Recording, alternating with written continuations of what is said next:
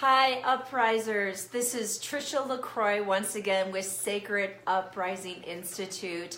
It's a platform for your life and your spirit transformation, a one-stop oasis for your personal expansion, from beginners to masters to beginners again. This is a platform for one consciousness wholeness. So today we have Teri, and she is going to be speaking about anger, the emotion nobody wants to talk about. And I just got off talking to her, and I cannot wait for her to share what she has for us today. So before we start, I need to share this on my other platform. Forgive me just one moment. And once again, we're talking about anger, the emotion that nobody wants to talk about. Oh, there's Teri. Let's get her. And just give me a moment. We have a show producer that will be starting tomorrow. And hey, hi, it's so good to see you. We have a show producer that's going to be starting tomorrow. So in the meantime, I still have to share this on our other platform. So just give me one moment. I have very exciting news, and I talked about it on my on the video with Bliss. And hold on. And we're done. Okay. Hey, everybody.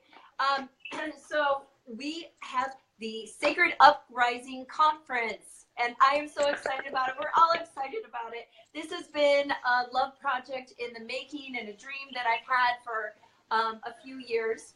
We are going to have this at Mount Madonna, and I know Teri was telling me that she knows people that have been there, and it's a beautiful, amazing, just such an inspirational place to go and have a conference. So it's just it's about an hour south of San Jose, so in Santa Cruz. There's a lot of sound in the background. Teri, can you hear it? No, I have nothing on. Okay, that's so weird. We had this issue with Lori the other day too. Okay, so we'll just continue. So anyways, so you get to meet our teachers. So we have everybody from Teri, Bliss, Dak, we want Christopher, we have Lori, we have Christy. We have all of these wonderful, amazing wisdom keepers that will be at this conference. It will be a 3-day conference. Check-in is on the 18th. We will start it out with a great meeting that evening, and we have all day on the 19th, and then we will have a half day on the 20th. So it's 3 days when we are putting together all the information so we can offer it to everybody. I know I've had many people reach out saying that they want to be part of this. And of course, we'll have surprises, and we want to make this a great experience. The actual venue has an outdoor, a lot of outdoor activities. They have it's a meditation center, so there's an opportunity to do meditation. They have even an outdoor lake you can swim in, and you can see the ocean from it. So go check mountmadonna.org if you want to if you want to see the pictures and see what it looks like. It's beautiful, it's amazing, and all of us are very excited about it. We also have Dr. Lisa today at 1 o'clock Pacific Standard Time, and she will be talking about the sacred altar. I also want to mention that you can go to YouTube and subscribe for Sacred Uprising, and that way, if you can't watch live, it'll let you know when we're doing new videos, when we have them posted. We always have them posted 24 hours after they've aired. And also go to our Instagram and look for Sacred Uprising and look for the peony, and that does follow us there as well. So I don't want to take any more time to give announcements. I can't wait to hear what you have to say. Anger, the emotion nobody wants to talk about. Let's dive into this one. Right, I'm going to shut my door real quick. Okay. Teri is energy healer. So I've talked to a few people that wanted to know more about that, but we'll talk about that at the end of the video. So I'm here to do this. Okay, perfect. Yes, so I wanted to talk about anger because there are a lot of many misconceptions behind anger. And so I have a lot of notes that I've taken. You're going to see me glance down at my computer a lot because I want to make sure that the content gets delivered correctly, and that I don't go off on my tangents. So what? Women going off on tangents? Right. I don't know anything about that. So anger is one of those emotions that we see a lot of, and we have been told many times that it's a shameful thing, that it's a bad thing, it's not good to be angry. And a lot of people have experienced a lot of guilt and shame around being angry. I would like to say now, before we go any further, that anger is a deep topic, okay? There isn't a simple solution that works for everybody. And what I'm about to say, and by no means is meant to belittle anybody's experience, to belittle anything that they've gone through. It's not meant to cause any harm. I'm only trying to bring new insight and hopefully a couple of tips that may help you have a broader understanding. And if you would like to go deeper into the understanding of why you're experiencing anger or some of the things that you're going through, we'll talk about it at the end about how to get a hold of me. So guilt and shame can lead to very negative self-talk that might come out in actions or behaviors that are not beneficial. And last week we talked about that. I had talked about the energy we create and how we have a hand in shaping our reality, as well as, and taking steps to uplift our thoughts and raise our vibration. So today I want to talk about anger because it's such a big emotion and it has basically become a catch-all for everything else. And what I mean about that is that we have to get clear on what we're feeling and in order to take steps to make those changes. So we don't know about how to make those changes unless one, we know how we feel, and two, what it is that we're feeling. Okay. So, You know, our body. What was interesting is that last week you talked about the mental body, which is, would that be where anger comes from, the mental body, or is that, or does it, how does that work, the emotional body? From both. Okay, all right. It'll come from both, and then it manifests in the physical and creates a spiritual disconnection as well. And I have a great story that will go ahead and describe what that looks like to some people. Okay. So our body has a wonderful way of communicating with us. And so it uses pain, emotions, and feelings in order to show us that maybe something's off, that something is wrong. And so anger is usually one of the most commonly used emotions that we feel. We feel it when we're not getting our needs met. We feel it when our boundaries are not being met. We feel it when we feel out of control, when we feel helpless, or when there's an injustice that's happening. Prolonged anger can make someone physically sick. Right. It could create physical blocks in the body, which create energy stagnation within the body. And then that stagnation causes more states of dis-ease or pain to kind of go, hey, something's wrong.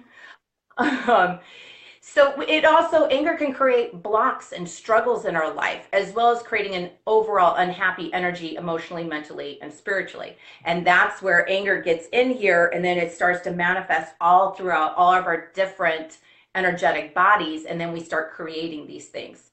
So anger at a physical level can create sinus congestion. And I'm not too sure if I talked about it last week. I've talked about it a lot recently, that this was something that I created for myself since the beginning of January. Okay, yeah, right. So anger creates sinus congestion. So when you're getting sick over and over and over and over again, you have to look at what's going on. What are you angry about? Emotions happen to bring up allergies. So if you have allergies with congestion, we've got a lot of emotional things that are going on that are not being addressed, or issues that are not being healed. Right. So anger can also create pain in the body, which we already talked about.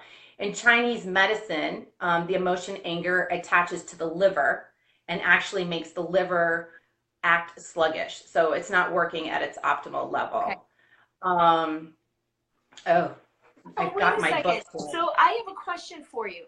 So could it be that, so you talked about the liver. So could it be that people, instead of healing that anger, they go into alcoholism? They go into, okay, all right, got it. All right. So liver gallbladder issues. So people who have Wow. gallstones have an issue with unresolved anger. Okay, so you Okay. can start drawing the Right. connections there. The emotions that are like, so in Chinese medicine, we have certain emotions associated with certain organs. And so for the liver and the gallbladder, you have angerness, bitterness, guilt, hatred, resentment, Mm. depression, frustration, indecisiveness, panic, and taken for granted. So all of those can manifest here in the liver. And then there's always a domino effect. One thing affects another, affects another, affects Right, another. right, right. Um, Here's the magic book that we were talking about last week. So Louise Yes. Hay's You Okay. Can Heal Your Life. Okay. In this book, she states that accidents are an expression of anger. They indicate built up frustration resulting from not feeling the freedom to speak up for oneself.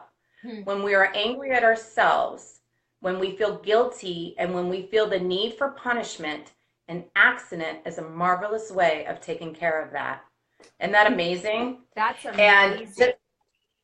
so I had told you that there were many books that I had. So here's the other big book that goes in, Okay. it goes deep. It takes what Louise Hayes says and goes deeper. Okay. Okay. And it gives really good information and helps you kind of pinpoint exactly what may be causing mentally your thoughts and stuff like that, causing the manifestation of whatever you're feeling. So, the National Institute of Mental Health states that anger manifests itself into three main ways. So, that's cognitive, physiological, and behavioral. So, from a cognitive sense, anger will go ahead and mess with your beliefs, your thoughts, your attitudes towards others, Right. situations, and so on. From a physiological state, it increases flushing, redness of the face, and difficulty in breathing. From a behavioral standpoint, it manifests physically, and that's when you see people throwing things, slamming doors, use of substances, and abusive language.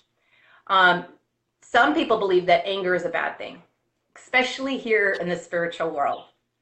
If you're spiritual or if you're a God-fearing person, you are not going to be angry.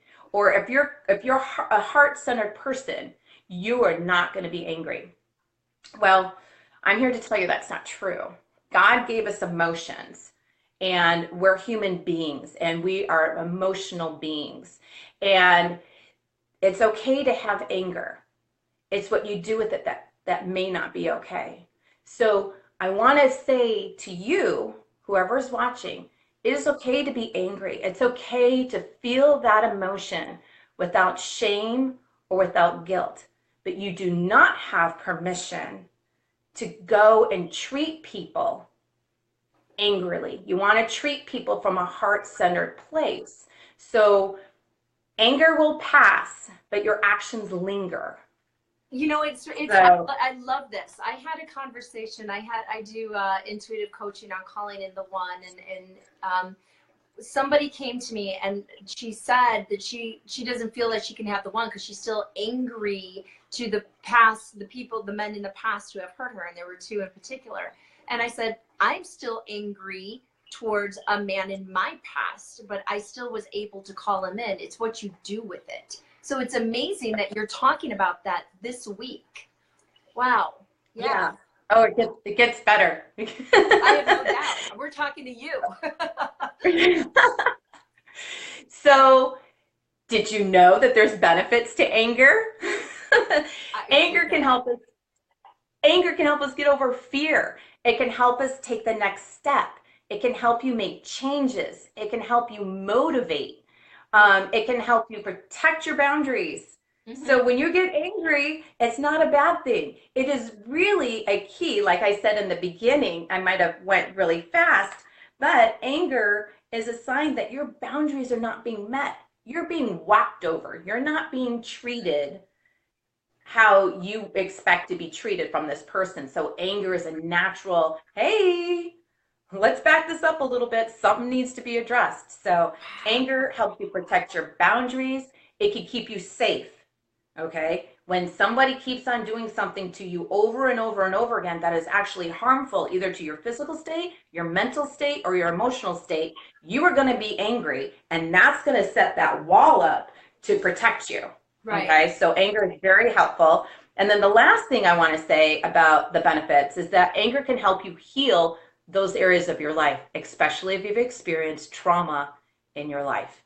Anger is there to help you heal, because anger is going to be either the magnifying glass, the little pointer that says over here, over here. This is where you have to look. This is where the wound is. Okay, so anger is very crucial. Oh, Teri, are you there? Okay. Here you are. There you are. That's okay. Part of being on the phone. So sorry. No, that's okay. So what I mean by this is that for some, they may see their pattern of being angry all the time and want to experience more happiness.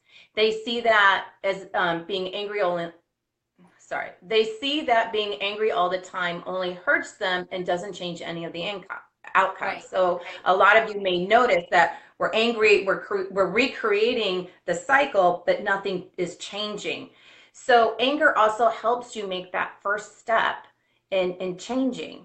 So here's a true story, and I'm going to read this one because I need not to go off on a tangent. Okay. So this is a true story to help you picture what prolonged anger can do to someone. Okay. This is my story. We talked about last week how we all have a story. We could choose to say that, I've had a traumatic childhood, or I've had a rich childhood. Okay. Right. You're going to see a lot of the negative, and in the end, you'll see the positive. So I was raised with a very emotional, unavailable family. My parents had their issues and were doing the best that they could. I myself am a very emotional, sensitive person. I was a very emotional, sensitive child who experienced life through my heart. I was a flower child. Just you've all seen those kids that are just so enamored with the world, but so easily hurt. That was right. Because my needs of love, compassion, and understanding were rarely met, it left me feeling like something was wrong with me and I was bad. When I was older, like fourth or fifth grade, the way I interpreted how my overly mentally abusive stepfather treated me was that he hated me. He hated everything about me. The way I looked, the way I breathed, literally the way I breathed, the way I walked, everything. He made sure I knew he didn't like me. And it didn't help that he actually told me when I was in fifth grade that he enjoyed making my life miserable. Oh, wow. Okay. He was a very hurt and sick individual. Mm-hmm. And I didn't get that till much later in life. I interpreted my mother as allowing this to happen and never standing up for me against my stepfather, as well as being emotionally unavailable herself, which only solidified for me that I was bad, that there was something wrong with me. This created lots and lots of anger.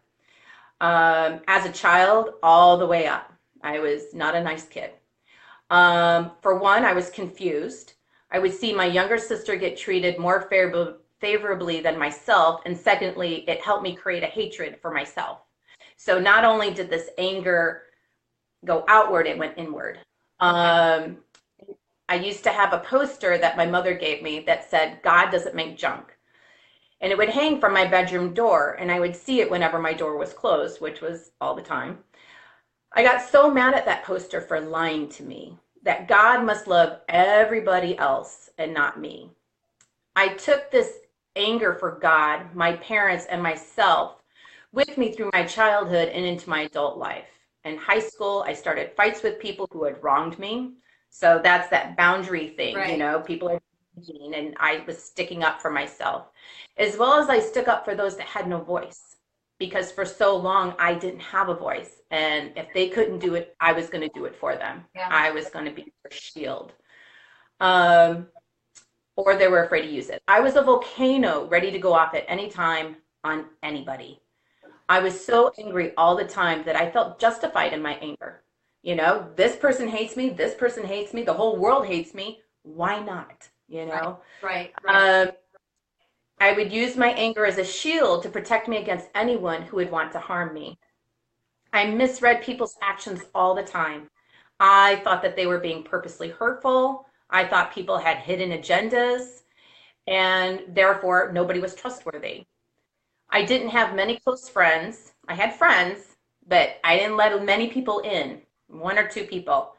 I didn't trust them not to hurt me. I worked many jobs because I believed that everybody had it in for me, or that I couldn't do a good job because I was a bad person. So I job hopped. As soon as it became difficult, as soon as there was any type of confrontation, boom, I was gone.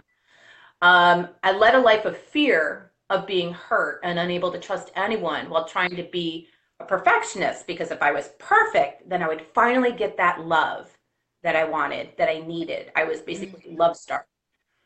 I led a life fueled by anger that only held these beliefs in place. These things were not true, but my anger, because I put on these glasses of anger, that was my only perception of the world. And our subconscious mind is a loyal servant. And no matter, hi, Christy, and no matter what we do, our subconscious mind says, she's angry. She says all these things. I have to show her that these things are true, being that loyal servant. Anyways, so I learned to forgive so one part that I missed that I want to tell you guys is that into my adult life, I carried that anger with me. And it definitely ruins relationships. It makes you unhappy. The perfectionism, the trauma, the constant anger. I finally depleted my adrenals and I was in bed for 3 years and was missing out on my children's lives. I was missing out on my marriage. It was just a big mess I had created within inside of me. It wasn't until I left my ex-husband that I started really diving deep into what can I do to heal these wounds. Now, I had gone to counseling off and on throughout my life, but there was always something missing. So it wasn't until I got into this energy work that I discovered, oh, there's a whole nother part to this. Because like I said last week, we have this, we're just nothing but this energetic being. So we have the physical, the mental, or the emotional, the mental, the etheric, the spiritual, and then we have our aura. So we're nothing but energy. So when you only focus on one aspect, all these other aspects are being missed. So it isn't until you combine the two that you finally get to dissolve these energetic rubber bands that keep on snapping you back during triggers and during thought processes and stuff like that. So it wasn't until I got older that I learned to go ahead and start healing those areas. And then my whole life changed. And I'm so grateful, because now I'm starting to live the life that I wanted to live as that tiny little 2, 3, 4, 5-year-old, you know? It's funny that way. So it was great though, because with that experience, I can relate to so many people and I can show them how easy it is to break free from that if that's what they want. So I have outlined these steps of getting over your anger from a personal experience. So you've heard my experience. So I've got lots of experience of being angry. And so I've got lots of experience too on how to get past that. So nobody ever told me how. I'm a how person. Give me steps. You know, other people, you could just say it to them and they get it. They could already put it all together. I'm a how. Show me steps. So here are your steps. So first off, you can ask yourself, why are you angry? And you need to get clear on that, because like I was saying before, anger is this catch-all emotion. So you could be angry. You could be angry that something keeps on happening over and over and over again. Right. Well, now anger is now frustration because this is happening over and over and over again. So now if this has to do with a person, okay, we go down a little bit deeper. Now it's like resentment. Why do you keep on treating me like this over and over and over? So now you have anger, frustration, resentment. And if you've already talked about it and they've promised, oh, I'll change, I'll never do that again, thanks for letting me know, and that pattern keeps on happening, well, now you have betrayal. So do you understand how I'm going through all Yes. the different Yes. emotions, and they kind of all lead up to that? So it's really important that instead of just saying, yeah, I'm angry, to really identify the emotions and why you're having those emotions. Okay? Because once you're clear on what those emotions are, then you can start whittling away and figuring out what it is that you can do to take steps to ease those emotions. So another thing that I suggest that you do is you don't act harshly out of anger.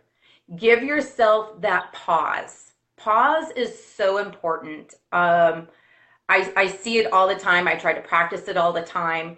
Um, Pause works great, especially for those that have patterns. We all have patterns. Some of our patterns are more extreme, some of them not so extreme. So those of us that have extreme patterns, triggers is another word for it, things that really get us going, like this.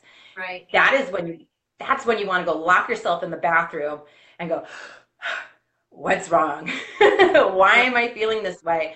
Because we don't want to hopefully your goal is not to escalate a situation. And hopefully your goal is to de-escalate so that the two of you can come together with a nice understanding and then work things out. So definitely taking pause calms the nervous system down enough to where you're not biting and attacking with your words, and it kind of clears up the brain too, because that lack of oxygen kind of makes people a little bit quick tempered. So Right. when you practice pause, breathing in through your diaphragm, make that belly up and down, loosen the jaw. If you loosen your jaw by opening your mouth and then loosening your tongue, that helps actually send the message down to your diaphragm to expand and release. So that is really helpful right there in practicing the pause. Now, another thing, so let's say you're going to confront someone about the anger that you are feeling. I like to do what's called intentional conversation. Right. Intentional conversation has steps to it. And these are the steps that I've given intentional conversation. So let's say you have a fight with a significant other, okay? Because they're the ones that they know what buttons to push, and we have the most reaction from a significant other one. So what I like to do is I like to journal. I actually will get pen and paper and I will journal out what am I feeling? And it is like my vent session. So I'm venting on paper. I'm getting everything out that I would want to say, that's hurtful, that's mean. I'm acknowledging for me what it is that I'm feeling. Okay? It's irrational, it's not logical, but it's emotion and it's vibration. And I'm getting that out. That is the perfect platform to get that done. So either you're going to journal by hand or you're going to type it out, however you want to do it, and get all your frustrations, all your venting out there. You made me feel like this. You keep on doing this. Da, da, da. You get a great platform from there of everything that you feel. From there, you want to identify what the purpose of the conversation is. So again, going back to this being a loved one, if this was not a loved one, like a significant other, if this was a friend or a boss, it is really good to outline what your intention is of this confrontation, confrontation meaning communication that you were Right. going to have. Right. So if it's with somebody else, you want to look at time frames. Where do I want to see this relationship in a week? Where do I want to see this relationship in 3 months, in a year, 5 years? Looking at it from a futuristic point of view, your dialogue is going to be totally different. Right. Yes. Because you're working for a solution that honors both you and the other person. Right. And so you're going to start off the conversation with, I would like to have a conversation with you. My intention is that I'm going to be able to express what it is that's bothering me, and that we are going to work together to move past this, or whatever your intention is. But say what your intention is, because when we go up to someone and go, hey, it's time to have a talk. Wow, people, are ready for a fight. They're ready for confrontation in a negative way. They're ready to stand their ground. So when you come at it from a place of, my intention is, I would like to say this. And another thing that I like to put in too is that in that intention, this is not a tit for tat. We're not keeping score. Right. Yep. Right. Yeah, it's so important not to do that. And then you want to have so with the intention, you know where the conversation is heading. When you put yourself in a heart-centered position, meaning I want to speak from love. I want to speak from my heart. I want to speak of truth and honor and respect. That's what it means to talk from your heart. It's to include all those high vibrational love feelings, So when we include that in our talk, we have a more successful talk. So it's not the blaming. The blaming was done in the journaling. It's not the cussing. The cussing's been done in the journal. It's not the tit for tat. That's been done in the journal as well. The journal helps you express all the negativity so that, hi Bobby, so that you can creatively and effectively explain where it is you're coming from and where it is you want to go. So to add to that, sometimes being sensitive, we need more stability and we need more emotional support. So there's different ways that you could go about doing this. Now, for all you crystal lovers out there, I Googled this. So everybody has, I have different stones that I go to that help me for my emotional, but the first one that came to me was rose quartz, and then I Googled which one would be the best for anger. So peridot, amethyst, blue lace, agate, and howlet are great for the emotional. If you already have a bunch of crystals, it's whatever crystal calls to you, right? Right. And then as you're writing, some of us have rose water, which is really wonderful. So you could spray this rose water around you as you're journaling to help you lessen the intensity that you may feel. Whoa. This is like crazy you just said that. So I've been called because I was dealing with some energetic stuff this past week, and I felt that I needed to put rose oil in my diffuser, and I have had it going ever since.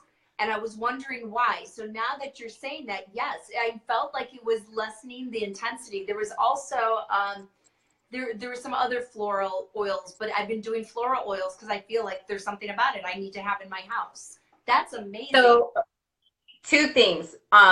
So rose water actually has the vibration of unconditional love, which is Mary, Virgin Mary, and Mary Magdalene. Yeah, we call them. I can never say her name. Yeah, the Marys. Yeah. Yes, the Marys. So that is another reason why it's calming and supportive, like what you were using it for. Very supportive, very encouraging, very loving energies. Also, when we are dealing with emotional things, anything that is flower based is going to support the emotional body like you wouldn't believe. So whenever I'm working with people, I tell them, okay, so everything we did energetically happened like this, but it'll take 24 to 48 hours for your physical body to catch up. Things you can do to support that are, and I start going through the floral essences. So if you don't have floral essences, like Bach does it, Floral Live does them. There's another company out there where you can kind of make your own little tinctures and stuff like that. I have a friend that makes them.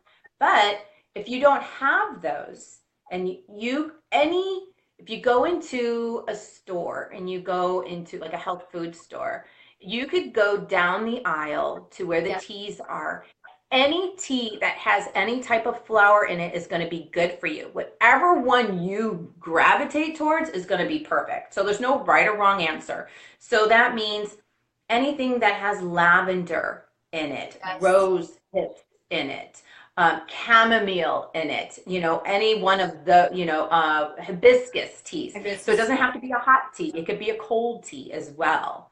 And then I have no floral oils. Oh, You and then can go to, floral oils. yeah, you can do the floral oils. You can put it in a diffuser. I also have oil burners. I have gardenia right now in my oil burner. So you can go anywhere and get any health food store, Whole Foods, Trader Joe's has some limited, but yeah, Amazon. Right. Right, right. And so I do have oils as my next part on here. So some of the people who are very young living, some of the oils Yeah, you can use are Stress Away, Trauma, Joy, Forgive, Valor. There's more. I'm only listing 5. And then the doTERRA lovers, there would be the Clary Calm, the Balance, the Cheer, the Console, and the Forgive. Then, yes, diffusers are awesome, yeah, they're Christy. I great. love them. I have lemongrass going upstairs right now. I love it. Yeah. Um, and then, of course, any of the other flowers, like bergamot's my go-to. Bergamot, put a little bit on my heart, and it's joy. It brings in joy to your heart. Lang Lang, I cannot stand the smell of it, but that is so good for emotional body. And the thing is that when you hate a smell from an essential oil, that means you need it. Oh, really? Really? Because lemon is one I'm like, oh my God, it smells like pledge. I can't stomach it. But evidently I need it. Pledge, that might be a little different because of the programming that the Okay, yeah, cognitive it smells like programming, freaking Pavlov's pledge. training at work. So I want to say that everybody is different. Everybody's experience is different. The way people handle anger is different. And anger could be a lot bigger and more complex than what I've described. And so there's no cookie cutter instructions for how to get over anger or deal with it. And even every situation is different. You could be like on spot one day, and, oh, this was so easy. Then all of a sudden the planets move, and all of a sudden, oh my gosh, this is so hard. Right, You know, exactly. it's just so different day to day. So be patient with Christy. I don't like most florals. Yay, you're like me. You need them. Yeah, I know. And Christy, I hear you. I don't like the floral. I don't either, but I know when I need them. And right now, I've been using them since I got home Sunday, since Monday, and my house feels so good. So I am putting up with it because I know my home and everything in it needs it. But the other thing I did, because of what was going on in my house, and it didn't have to do with people in my house, it had to do with an energy. My guides told me I was supposed to buy plants. And so I went and I bought a bunch of plants. And my house is filled with more plants now, and it in certain rooms because I knew I needed them, and I can't explain Right. why. I had to buy 2 rosemary trees because, and now I know why. So Right, right. Plus, plants have a different energy. So if you mhm, don't have crystals all throughout your house, you can have plants which are constantly living, which have a very nice vibration to them. Plus, yes, they're working. So they're working to change the oxygen and the carbon mhm, yeah, dioxide, monoxide in your yeah, house. So, I mean, yeah. they actually have a great It, purpose as yeah, in well. fact, I have them all over the house now, but one of the rooms, there's no energy flow in the room. The energy flow is dead. So if anything negative comes into my house, it goes straight up to that room. So yeah, rosemary bushes, Christy. We have them all over Vegas, but I bought 2 rosemary bushes for like $7 at Trader Joe's yesterday. But so I put several plants in that room, and it immediately changed the flow of what's going on in there. So the plants make a big difference. And usually I have flowers everywhere because Charles always buys me flowers. So that's always helpful as well. But yeah, even though you don't like the floral scents, find one that you can really, especially Christy, with the beauty of your transformation, a floral that you can actually, that you can stomach, like try to start working that in and dilute it with water in your diffuser. It'll help. Another thing that you can do, Christy, is if you are really needing this oil, you could go ahead and put the oil on your feet. That way, just a drop on Yeah. like each foot, maybe on a toe. If you need to know where, you could always text me or write me or something like that. And, there's certain places, if you're familiar with reflexology, there's VitaFlex, which tells you where to put a certain oil Right. as well. And so then you're getting that support. And then rosemary, lavender, yeah, you can use lavender. You can put lavender on your wrist points. You can put it behind your ear, on your neck, this brain stem back there. You can put it on your feet. Yeah, don't It's forget. I mean, wonderful. yeah, like you said though, like doTERRA, you can get balance, and that has floral in it, but it's not overpowering. So you can work with different oils and mix them up, and that will work too. Yeah, rosemary is an interesting one. Um, let's see what she's asking specifically about rosemary. Um, and what was I going to say? Rosemary is also really good for memory. But I have a book here, Emotions and Essential Oils. Oh my So God. it says right here, I'm a book fanatic. Rosemary assists in the development of true knowledge and true intellect. It teaches that one can be instructed from a far greater space of understanding than the human mind. It challenges individuals to look deeper than they would normally and ask more soul-searching questions so they may receive more inspired answers. Rosemary assists individuals who struggle with learning disabilities. It brings expansion to the mind, supporting individuals in receiving new information and new experiences. Rosemary aids in time of transformation and change. When a person is having a difficult time adjusting to a new home, school, or relationship, this oil can assist. Rosemary teaches that one does not understand all things because they have a mortal perspective. It invites individuals to trust in a higher, more intelligent power than themselves.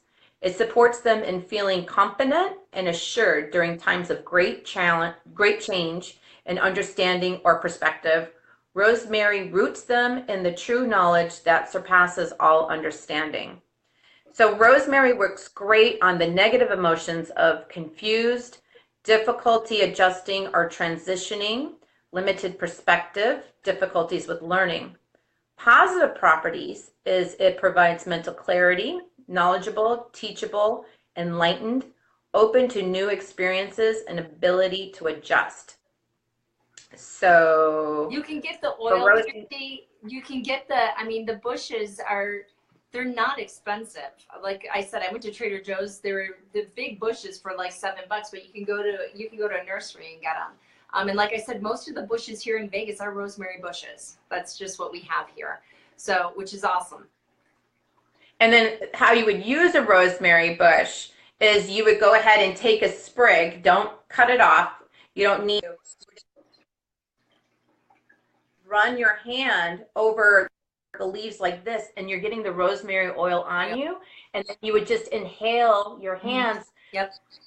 minutes. And Yep. so that immediately goes in, affects your olfactory and touches those parts of the brain that need it. Yeah. So Yeah. that was helpful. Yeah, it's amazing. Everything that God has created is for us. And that's what's so beautiful. So once again, if you are attracted to something, it's because it's something that it's there to help you through whatever you're going through, or through a transformation, or as a reward for your work, or whatever it may be. Right, right. So, if you want to learn more, you want to talk to me, get more specifics into exactly what you're going through, you could go ahead and reach me at teristanley.net. That's Teri, one R, and then Stanley, Stanley.net. And it has all my contact information there. So I have a very bad sense of smell. Then what? Doesn't matter.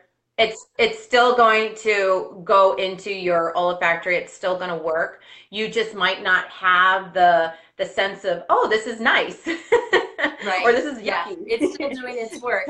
Yeah. Yeah. Exactly. Just because you can't hear the rocks cry out doesn't mean they're not crying out and doing their work. Right, right, Yeah. right.